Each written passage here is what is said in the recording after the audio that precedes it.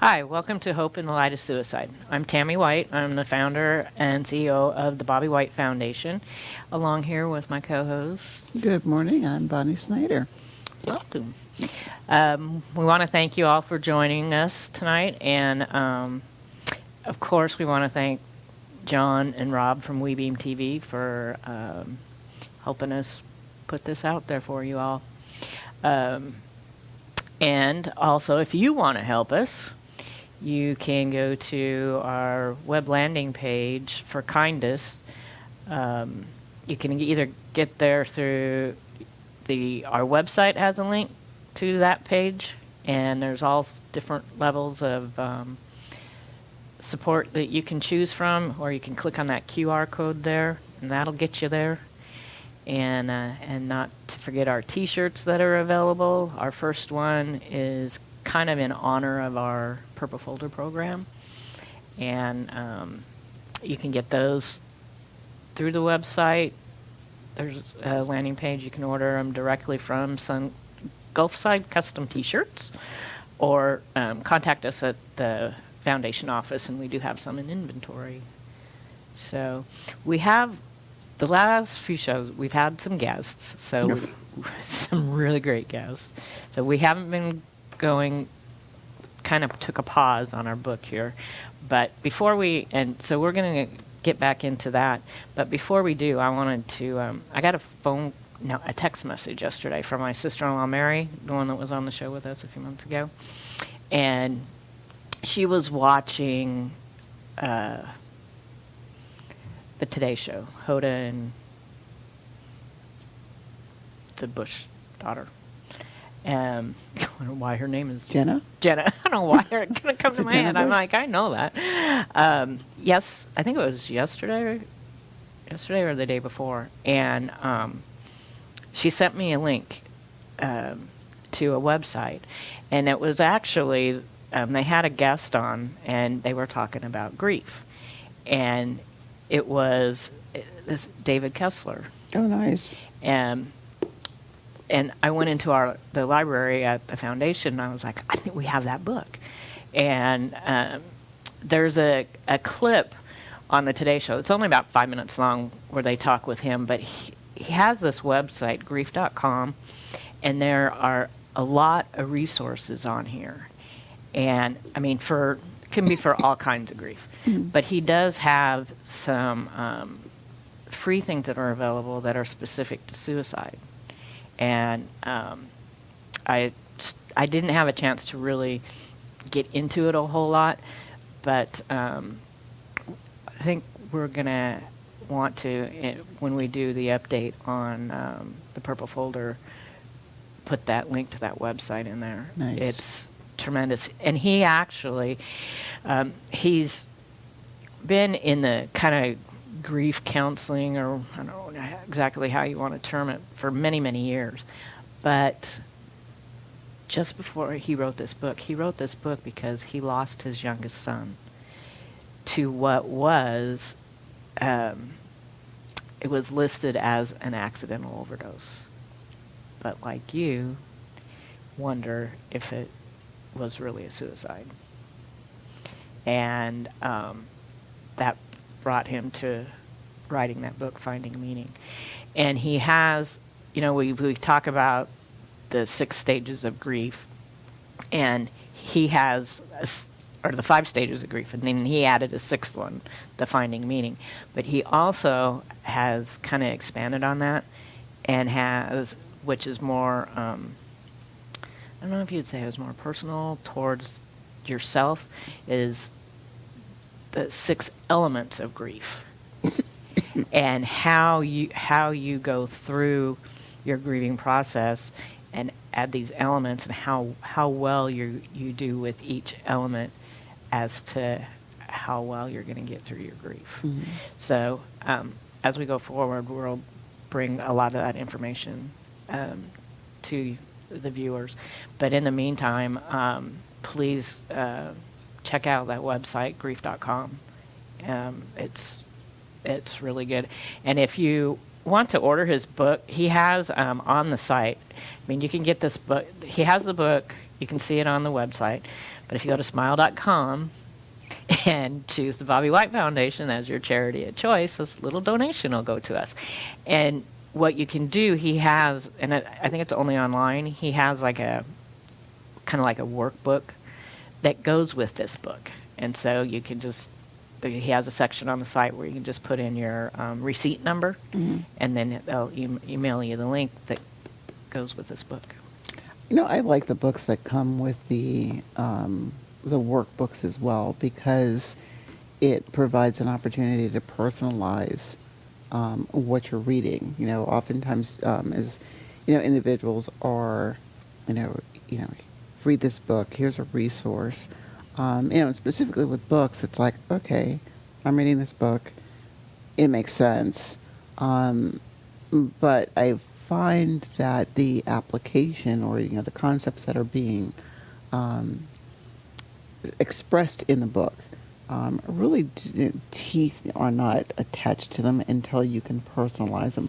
You know, it's just what I like about, you know, the book that we're going through now, Processing Through Grief. You know, because it is, you know, it does provide that ability to, all right, so this is what I'm talking about. Now write about your experience or apply it to your experience. Because as we've said, you know, over and over again, you know, the grief process,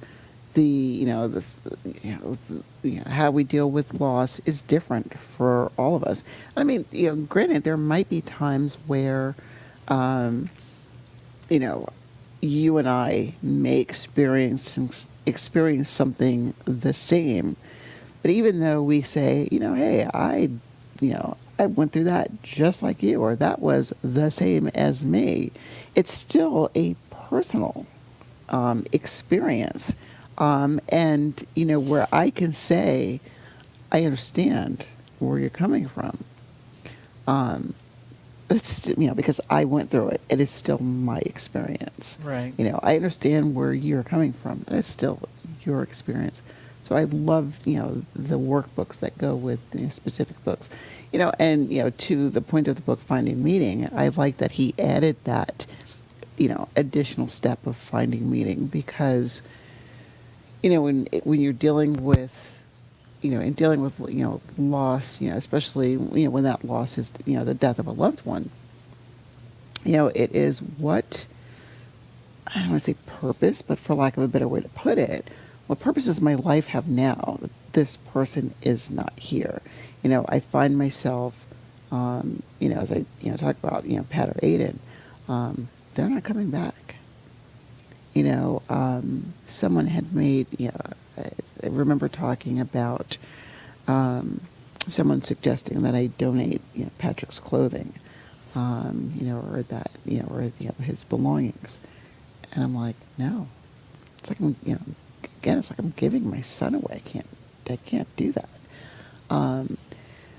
At the same time, you know, I'm processing, okay, Bonnie, you know, he's not coming back, you know, and certain things I was like, okay, his t-shirts, you know, doing t-shirts. I can wear his t-shirts, you know, like, oh, wear his t-shirts. You know, Patrick was, you know, taller and larger than me, so some of them tend to swim on me, but it's okay. He wears t-shirts. Right. You know, he, you know, collected socks. You know, he's like 1,000 pair of, you know, novelty socks or different printed socks. And I was like, oh, all right, I can wear his socks. You know, but when it comes to like his other, you know, like his uniform that he wore for work, what am I doing with his uniform? I can't bear to, you know, get rid of it or donate it. Mm-hmm. And so, yeah, it is a process, you know, where you're finding what is the, you know, quote unquote meaning of your life, you know, after experiencing a grief. You know, and sometimes, I don't want to say we never find it, but you know, for some people, it can be a long road. So yeah, I'm, you know, off my tangent. Well, and you know, when you get some of these, you know, you, like you said, read through some of these books, great, you have some information in front of you, but then it's, what do I do with it? You know, and especially when you're in the midst of it, you know, it's like, I don't know what to do with it.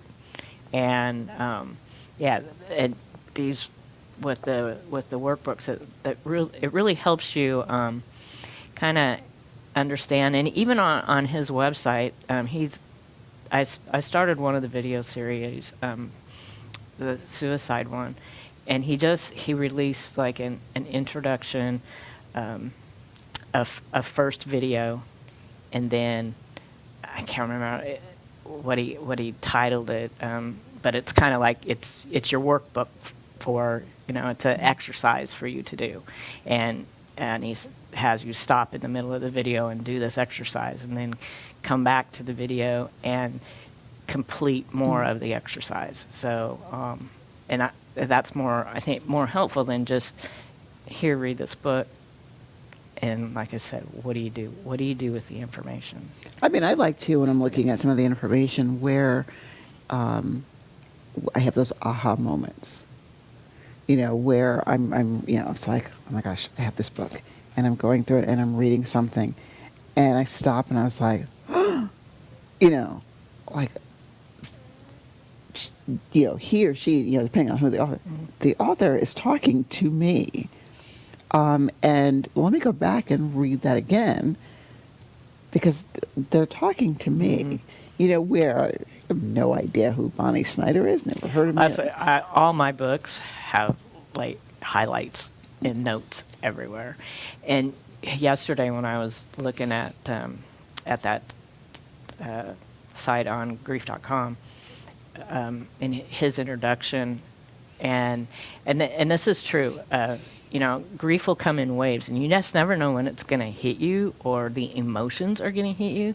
So he's kind of explaining, what he's going to take you through, and he uses examples, and then he comes up and he said, talking about, maybe you lost Sally, maybe you lost Bob, and I was like, it just stopped me in my tracks. And I was like, out of all the names you could have picked my husband's name. And then tears just, and I'm like I had to pause the video for a minute and compose myself, so otherwise I wouldn't have been able to see the video. I could have maybe heard it, but yeah. But it does help a lot. So we're going to go through, and this one section here is kind of hard for me because I think I'm past it I think I'm pretty good with being past this part of it, and it's anger. Oh. And I mean, for me, I think the heart is the hardest one. And I think it sometimes it still, pops up every once in a while. But how about you? I don't know that I can say that I'm past the anger stage. I find myself, I'm very, I tend to be a very even-tempered individual. Like, I don't, it usually takes a lot to get me upset. Funny story, kind of an aside. But as I'm looking at this, this particular section on anger, and I'm thinking back to a couple of days ago, my grandchildren pranked me real good. I don't know if you saw that. I just saw that you had mentioned that they had pranked you, but I didn't see anything go any further. The clip is there. Oh, is it? Okay. Oh my gosh! I didn't see it. So to set it up, it's not to spoil anything, but I've watched this thing like multiple times, and I've shared it with with friends and colleagues. I was like, look what my family did to me. Just look at what my family did to me, and they're like, oh my gosh, like you don't lose your temper. And so what it was is I came home from work, and my daughter is getting ready to close on her new house, and so she and the grandchildren are at my house for the moment, and I have a big screen TV in my living room. The grandchildren found on, I don't know whether it was YouTube or something, cracked screen pranks, or, cracks.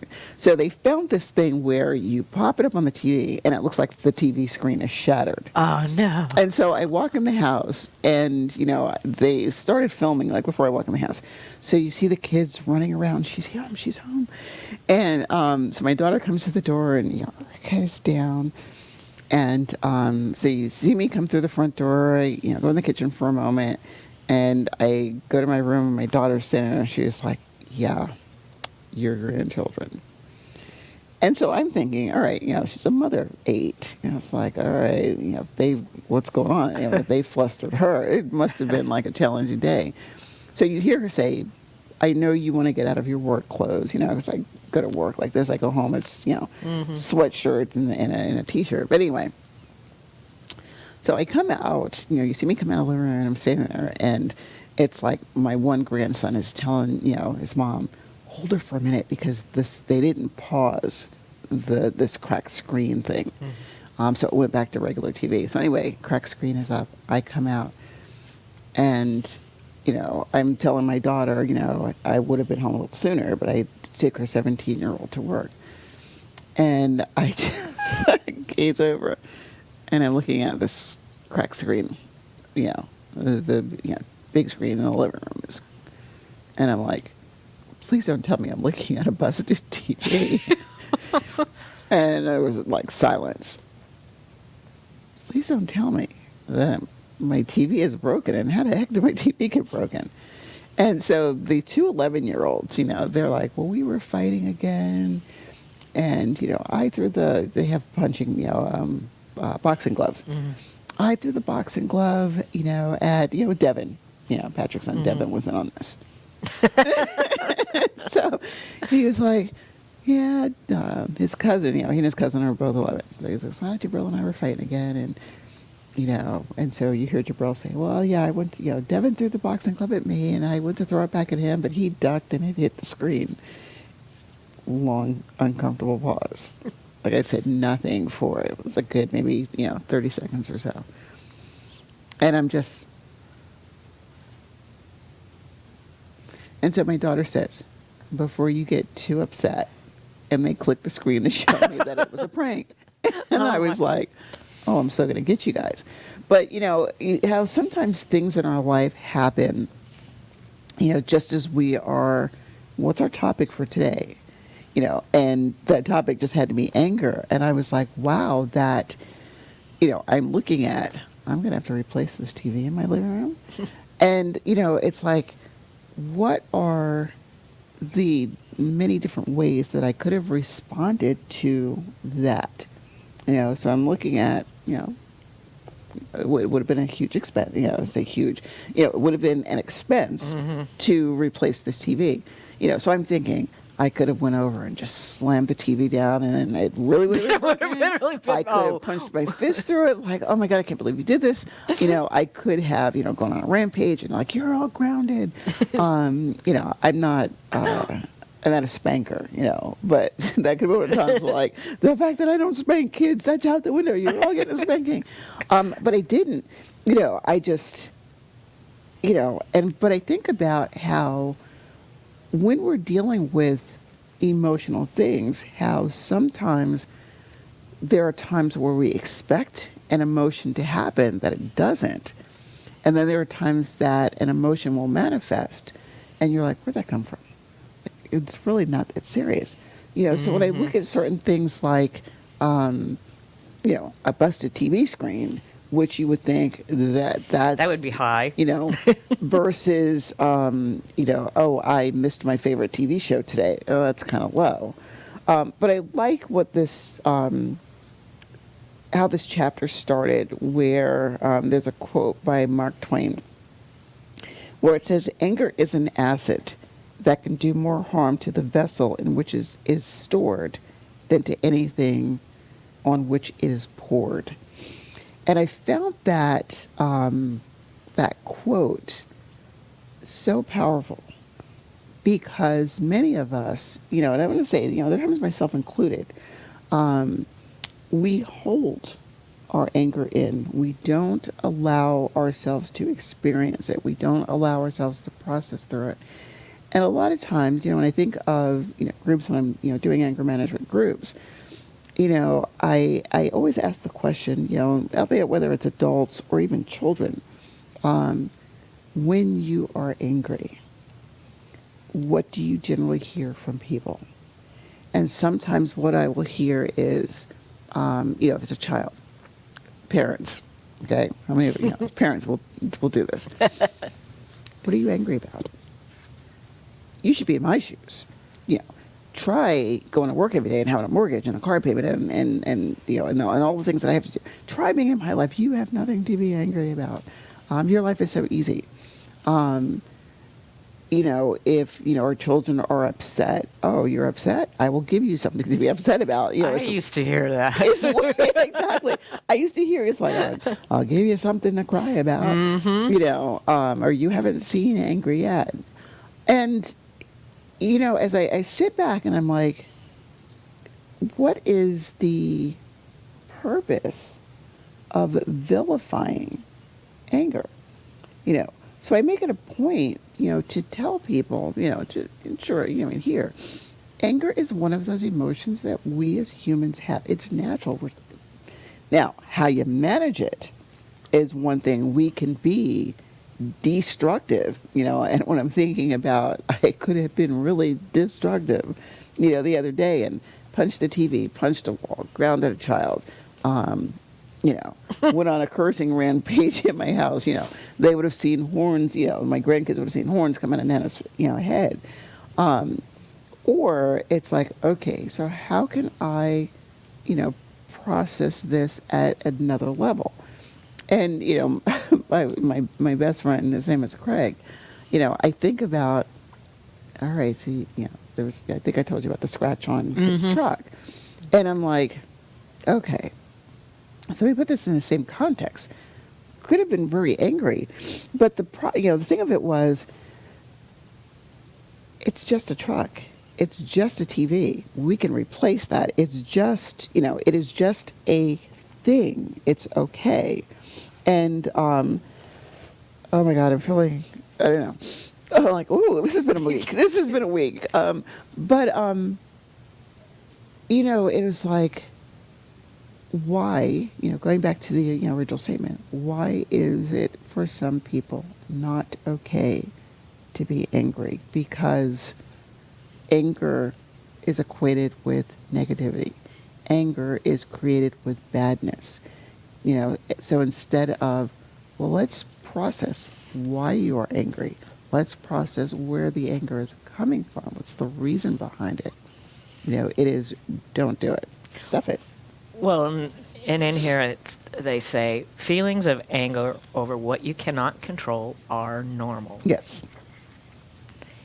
So they also have, what does anger look or feel like?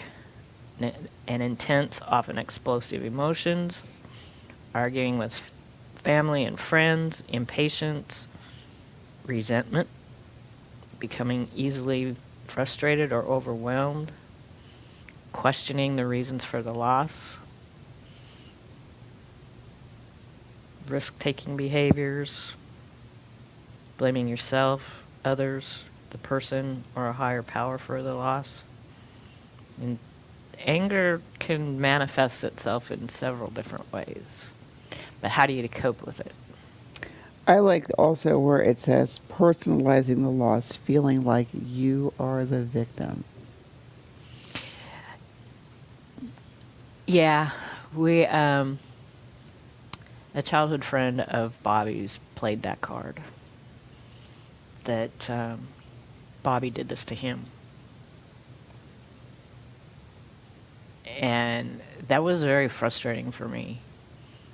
Because, and then it goes to even maybe on my part, and some other people feel this too, that you look for someone else to blame. And I'm not the only one that feels this way, that he was a contributor to part of my husband's death. And then when it did happen, it was all about him. And Bobby did this to him. I think it's hard to, for some people to take a step back and, process, however the loss happened. When I think of, say Aiden for a moment, um, you know, members of the family, went through the, how could you do this to me? Some of his siblings angry with him, like just furious with him. Some of the expletives that came out of, grandchildren's mouths as it related to, he's so stupid. I can't believe you did this, and that, an intense anger at Aiden. And, as this was going on, other, family members were, well, where's this coming from? And it, took that, it's a process, it's okay. So, and I know we'll get into, that emotion, as we process through the book, or as, we continue through the book.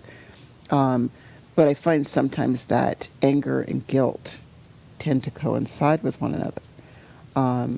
When I think of, do a flip, with Patrick's death, and having the individual, who credits his sobriety with Patrick's death, it's like, oh, Patrick's, and debating, to, have him come on and share that, because it is, I feel it's a powerful story. But I remember when, it was him as Rob, when Rob came over, about a month after, Patrick died, to talk to me about his role in Patrick's death. And, again, it was he and his wife were petrified, about, coming over. And I find that, yes, I could have, very easily, went to that immediate anger, get the heck out of my house. I don't, just get, I don't want to talk to you. You're responsible. This is your fault. If you would have not done A, Patrick would not have done B, and if B would not have happened, then at the same time, where, when, in the beginning of, the segment, when we're talking about, I process through my own anger. The other times that even myself, that I'm like, darn it, Bonnie, if you had not gone to Jersey, darn it, Bonnie, if you would have rented a car, you're going to be gone for the weekend. If you'd have rented a car for a weekend, so he had a car to get back and forth. Darn it, if Devin had not gone to my daughter's for the weekend, this is, your fault. And I'm still, find myself oftentimes, kind of doing that pendulum shift between I've forgiven myself to back over here, I haven't. Especially, this, his birthday week is when I'm more on that, I haven't forgiven myself. The emotions are much more intense during those times. Thinking about it, I still have that too. I mean, and, sometimes it's like, darn it, why'd you do this? We were supposed to grow old together, Or me, you didn't have to go get that door on the truck fixed right then. It could have waited. And, maybe you wouldn't have done what you did. But it's not as intense, but then again, just like with you, at times it may be, more intense.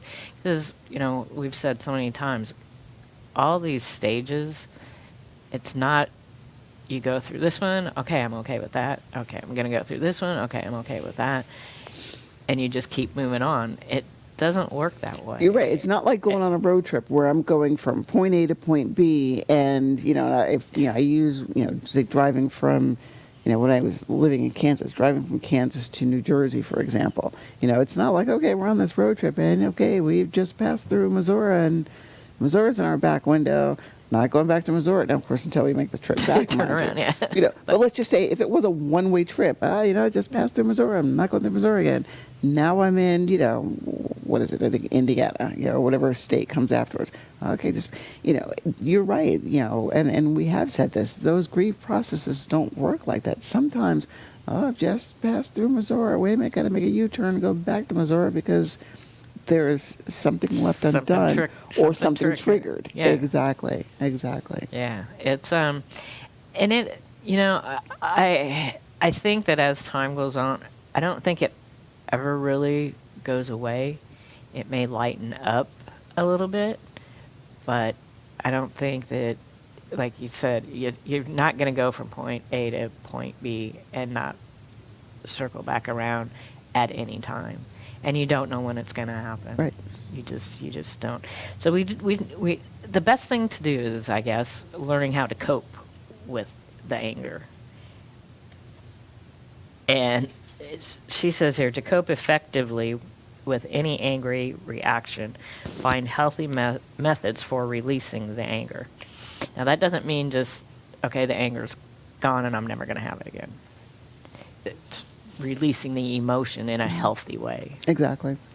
And, that's what, I talk about, when I do, the anger management classes. Let's think of ways to express the anger constructively and not destructively. But I like to, what she talks about, and when we are dealing with anger is, this first sentence of her section, dealing with others, where she says, initially, when we express our anger over a loss, people understand our frustration, but over time, others' patience for our agitation will wear thin. Although anger does not cause people to run in the other direction like sadness does, our friends and family will only explain our feelings away for so long. And again, it goes back to, anger being one of those emotions that, okay, if I'm sad, people want to, they want to hug me and they want to, pat me on the back and shower me with love. Oh my gosh, Bonni, I'm so sorry for this. And, if only I could take away your pain. But, not using myself as an example. However, if that emotion is, expressed through anger, it's like, all right, you know what? I've had enough. After a while, Yeah. you know what? I can only deal with your temper tantrums for so long. I mean, think about it, with our children. If our children, fall down and scrape a knee, we, go into mommy mode. I'm a mother. We go into that mommy mode and like, oh my God, let mommy kiss a boo-boo, and, do everything we can to make them feel better. But if our children are angry about something, all right, guys, it's time to get over it. It's, like, it's not that serious. Right. Well, she has some ways that you can release some of that negative energy. Mm-hmm. Like, just allow yourself to be angry and let it out. Yeah. You can't, it's like, you can't keep all these bad emotions locked up inside. It'll eat you from the inside out. I'm a stuffer. Yeah. I am a stuffer. I internalize a lot. And, to your point, yes, that can be very, very destructive. And I may have, learned through my own personal experiences. Bonni, it's almost in some instances becomes hypocritical for me sometimes, because I'll look at somebody and I'll say, I can't fix what I don't know about. But at the same time, oh, by the way, I'll use an example. Tammy, when you, didn't invite me for lunch, and I'm just using because you would not invite me for lunch. So make sure we're clear, folks. This would never happen with us. But using that as an example, Tammy, I'm upset that you didn't invite me for lunch the other day. Instead of, Tammy, my feelings were hurt because you didn't invite me for lunch. I'm going to, I'm like, I'm going to stuff it. It's not a big deal. It's just Tammy. And, maybe she wasn't hungry that day. I'm still upset that she didn't invite me to lunch, but I'm still upset. Conversely, however, hey, Tammy, what's going on? You didn't invite me for lunch last week. And I'm thinking, so I'm like, oh, well, you didn't invite me either. So does that make us even? But, those of us who are I think I was once labeled a master internalizer. You know, gosh. but those of us that, you know, tend to be stuffers, internalizers, it's like, I need to, you know, I want to make sure that I fix any, what's the word that I want? Any hurt that I may have caused to you. But I'm not as comfortable addressing, say, a hurt that I may feel. I'll get over it. Yeah, I will get over it. Just deal with it by yourself. What sense does it make to talk about it? Because it's only going to make things worse. It's going to escalate it into something else. So I'll just stuff it and keep it aside. Is it really going to change? And, you know, and after a while it does become, because then after a while, here we are, say 3 months later, and something does happen. You know, what's the potential look at? She's like, oh, by the way, Tammy, you know, it's now 2022 month. Remember back in, you know, June of 2021 when you didn't invite me for lunch. That was a year ago. And you're still holding on to that? You know. And it's, well, yes, because why? Never addressed it. Never addressed it, yeah. When it happened. And, you know, so then it like I said, becomes, yeah, it's you know, like Mark Twain said, it's an acid. It is. Well, and it can, I don't know what the term would be, reproduce itself manifest in physical ailments. You know, it'll affect your health, not only your mental health, but your physical health. Yeah, headaches, ulcers, you know. Years ago, when I lost my first husband, it was really weird, and I didn't see it coming, but because I've never had like any like really issues with acne or, you know, anything like that, but not long after he was killed, I started getting these open big blotches all over my face from the stress, and not knowing how to deal with what I was going through, because I was really pretty young, but whatever I was internalizing was manifesting in physically on my body, and it took a while to get that I guess under control, but yeah, and there's just so many other ways. Other ways of coping or trying to reduce stress is muscle relaxation, meditations. You know, do daily meditations nowadays. I mean, you can get there's an app for everything, and oftentimes, like either first thing in the morning or if I'm having a rough day, I'll find an app and just chill and listen to a meditation, and it really changes, you know, your mood, your tone, you know, everything. She talk about your anger with a supportive friend. We got that here. You know, we have that here. You know, yeah, we do. And I mean, even, you know, with us, you know, having this platform and sharing, you know, our experiences, you know, as we, you know, review and, you know, process through the different books that we use, you know, it is, you know, there's a lot of truth, I feel, in the statement. No one knows what you are going through better than someone who has been through it also, you know, or somebody, you know, who actually takes the step back and understands it, you know, is able to put things in your perspective and not from their own. You know, so having, you know, those go-to people that you can talk to on a, you know, that's not going to be judgmental, that is not going to get over, you know, tell you to get over it. Right. You know, I joke. I didn't say I joke. You know, but I've talked about, you know, again, one of my best friend. You know, it's like, you know, he's told me enough. I'm your best friend. But you know, the truck guy. Craig, yeah, that's Craig.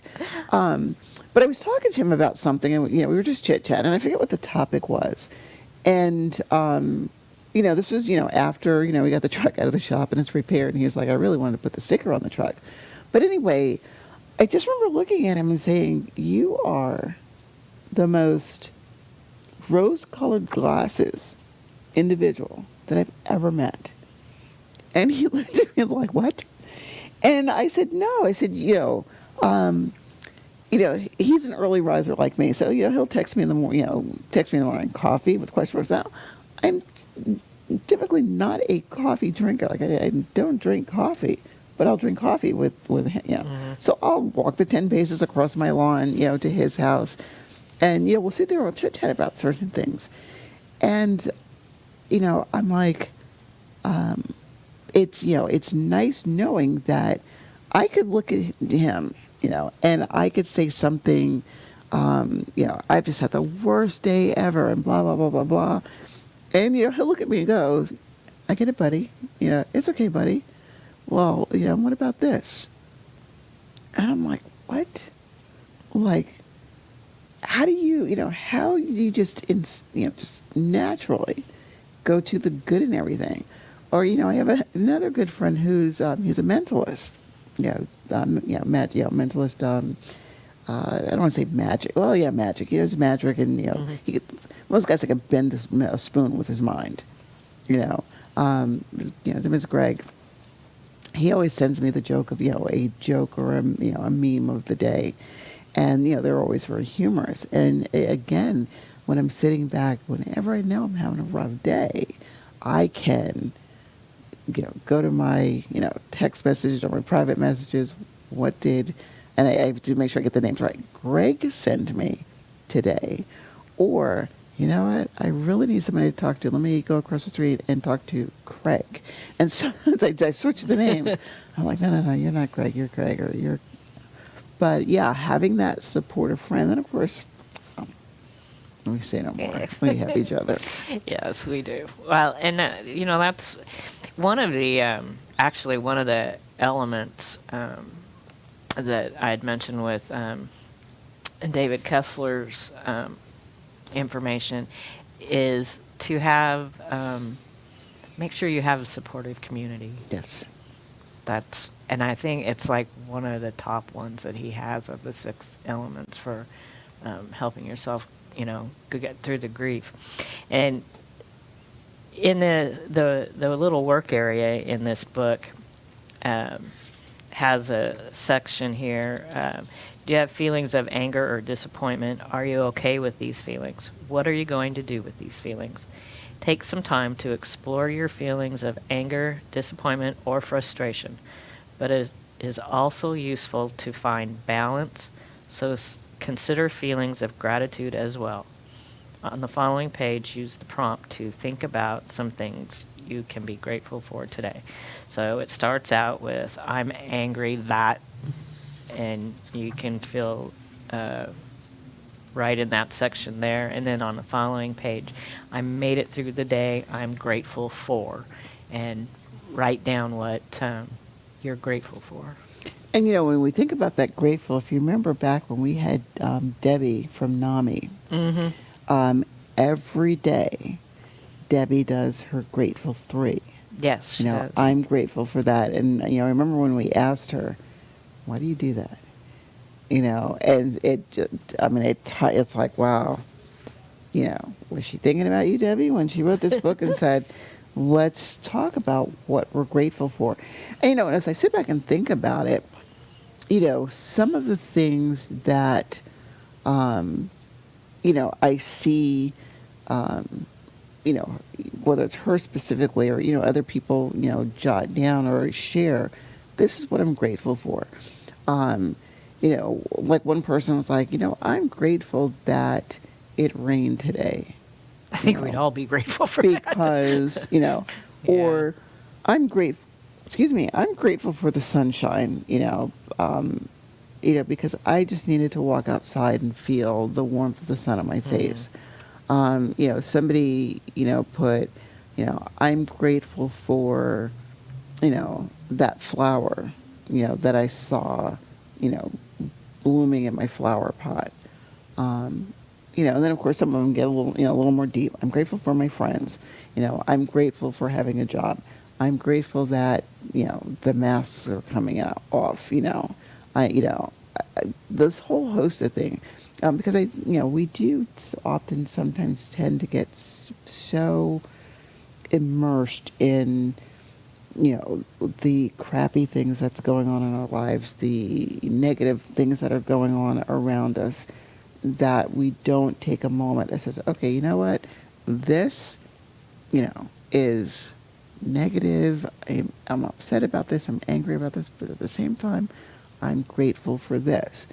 I'm angry that I thought my TV was broken, but I'm grateful that, I have a family that, full of comedians that, it's like, hey, let's make Nana laugh, And like I said, I'm still talking about it, I'm still laughing. I was like, I can't believe they did this to me. I need revenge now.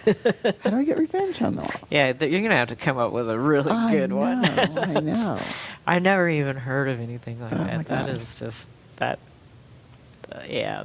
That's, And the 6-year-old was in the 6-year-old. Like, I'm sitting there thinking, how do I prank a 6-year-old now? But anyway, yeah, it's like, being grateful for things like that. I'm grateful for humor, and when we talk about all the time, I'm grateful that we have this platform. Grateful, to John and Rob. grateful we have great friends like John and, yeah. It's, I'm grateful for my cats, even though they irritate me sometimes. I have one that him and Bobby were just so tight. Mm-hmm. My little black cat, Jack. Jack has his own Facebook page now. Does he? Yeah, it's called Just Jack. Has Jack sent me a friend request yet? I don't know. I'll have to check. Well, let's check on that. Yeah, I love Jack. Jack is a sweetheart. Jack is, He has his own personality. And the thing is, he's a lot like his father was. Mm. He can be he'll be so sweet and loving, and then all of a sudden do the stupidest thing. And I've told him on more than one occasion, yeah, I do talk to my cats. I'm like, you know what? You're so much like your father. when he pulls stuff like that, but he's a sweet guy. So yeah, he started a Facebook page. Yes, I don't have pets. Like unfortunately, I don't have time for pets. But back to Craig, he has a little dog, TJ. And it's like if TJ comes up missing, you know where he's at. But yeah, I'm grateful. I'll go and knock on the door, and they've a window, and because TJ will run to the door barking, and he'll see it's me. So it's like bark, bark, bark, bark, bark, whine. And it's like let her in, hurry up, let her in. And it's like, oh my gosh, I just love this little. He's like. So you have a dog, but you don't have to take care of the dog. Correct. See, and I have that too. My neighbor Kathy, she's been a godsend throughout this whole journey.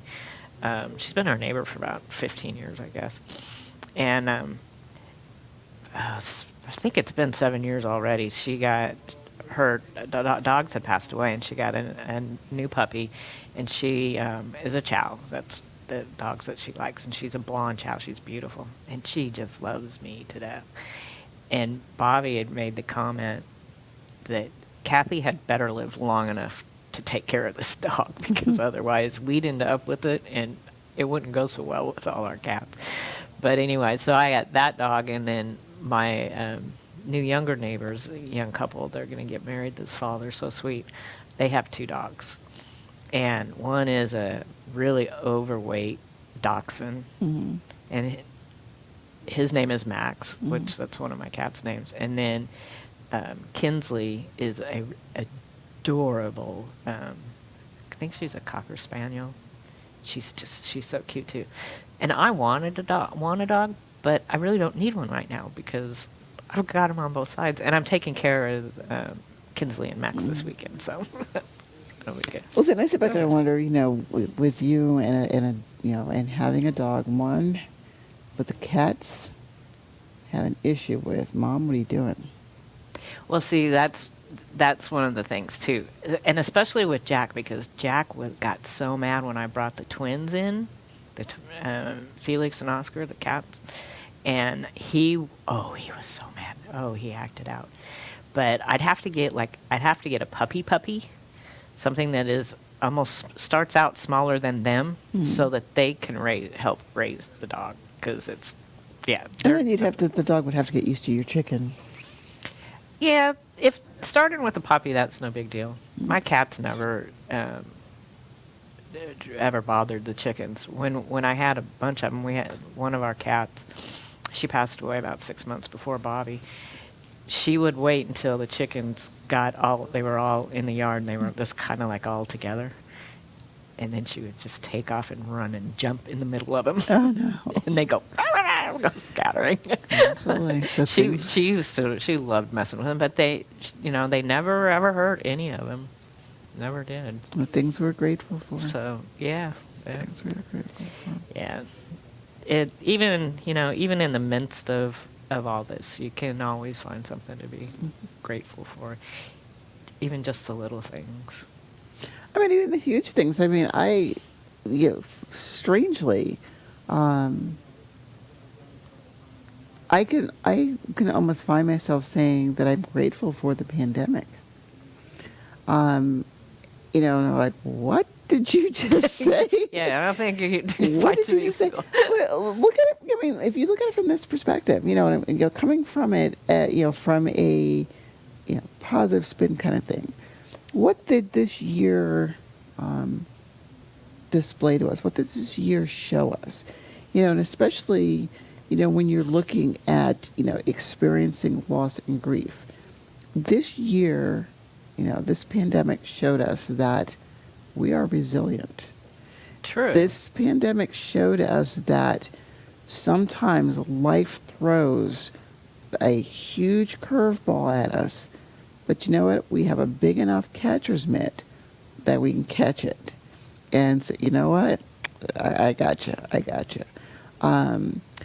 The other thing for me, what I found through, being, locked down and locked in, and, that we still have that ability to remain connected. Now, yeah, there are some of us that are like, when I think about, our guest Rod, when he was on, and I was like, we can do this by Zoom, or you can do it in person. And, and he echoed the sentiments. I think a lot of us are, I'm so zoomed out.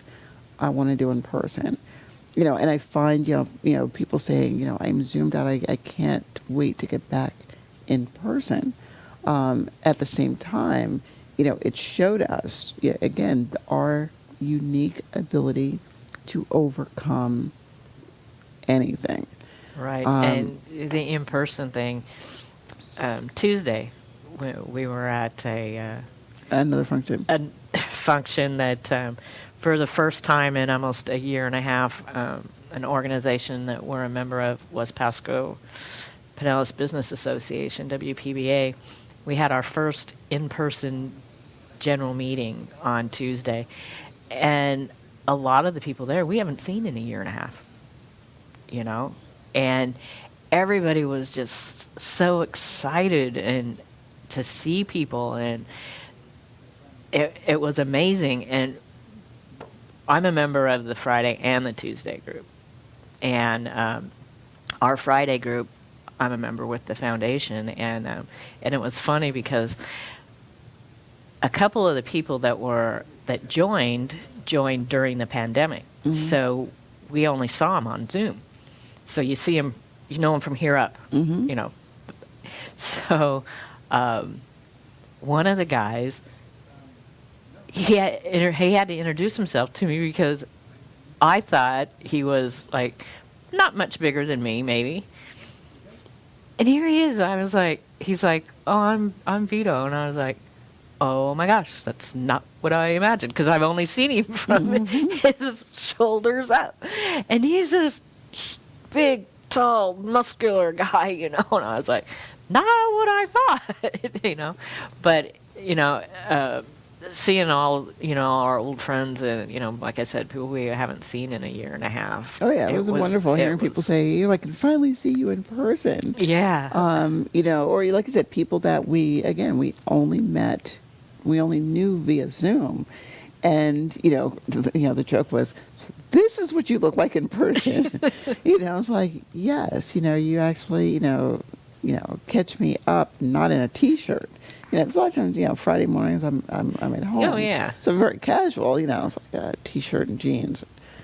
Oh, yeah, you get to see me dressed up now. I don't think I've ever seen you like this before. But yeah, again, taking, an experience that is extremely negative, and turning it into a positive, finding the bright side of things, and, with that, um, giving out those reminders of, if you or yourself are suffering, or someone who needs, a resource or a reach out. There's so many places that you can call the foundation. There are hotlines. There are, organizations, specifically for this. So yeah, don't be afraid to reach out. No, don't. As you'll find out, you're not alone. There's a lot of people, and they're willing, even though this isn't a choice that we really wanted to make, but we're in this with you. Absolutely. So, yeah, there's the hotlines. Please put the National Suicide Prevention Lifeline in your cell phone. You never know when somebody might need it. And we want to thank you for tuning in. And just remember, there's always hope. So thank you so much.